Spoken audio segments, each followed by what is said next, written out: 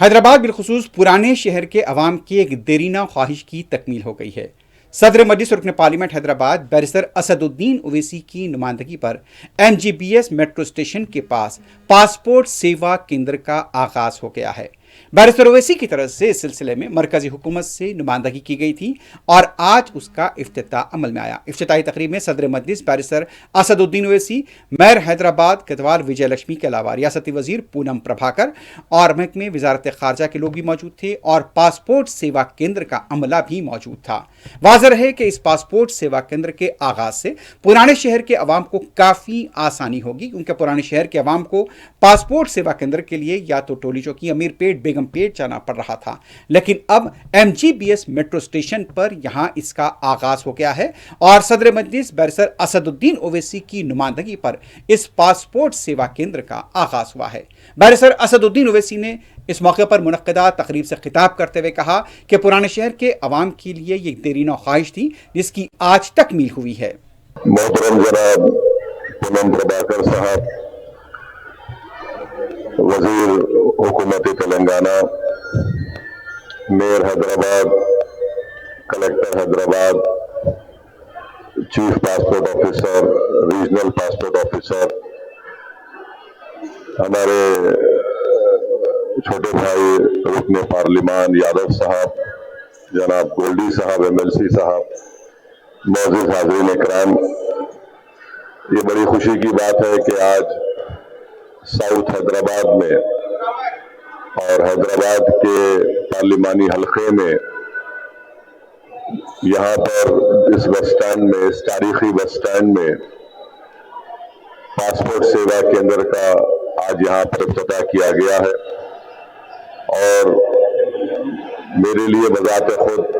Personally ایک بڑی اطمینان کی بات ہے کہ اس پاسپورٹ سیوا کیندر کے لیے برسوں سے ہم لوگ کوشش کر رہے تھے کہ حیدرآباد کے اس علاقے میں، ساؤتھ حیدرآباد میں یہاں پر اس طرح کا آفس کھولا جائے، کیونکہ یہ نہ صرف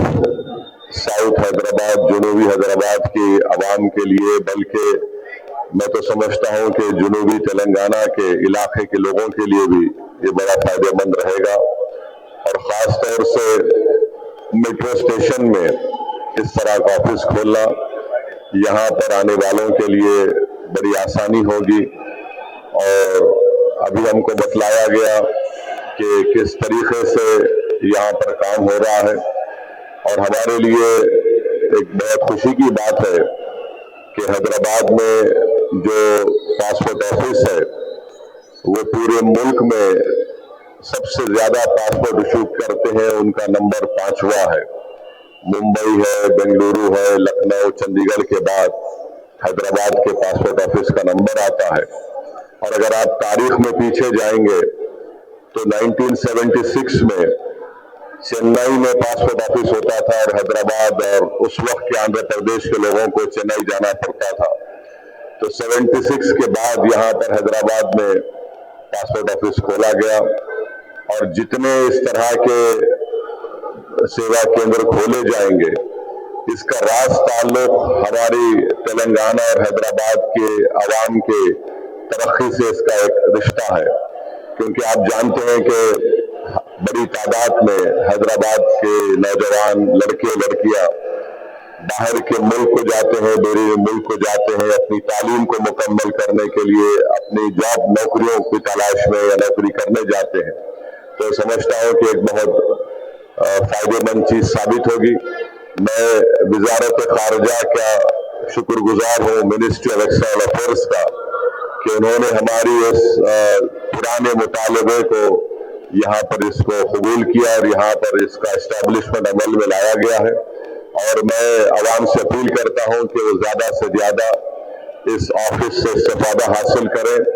اور یہاں پر آ کر آپ اپنے پاسپورٹس کو ایشو کروائیے۔ اور میں لوکل پولیس کا بھی شکریہ ادا کرتا ہوں کہ بھی بتایا گیا کہ بڑے ہی پروفیشنل طریقے سے پاسپورٹس کی انکوائری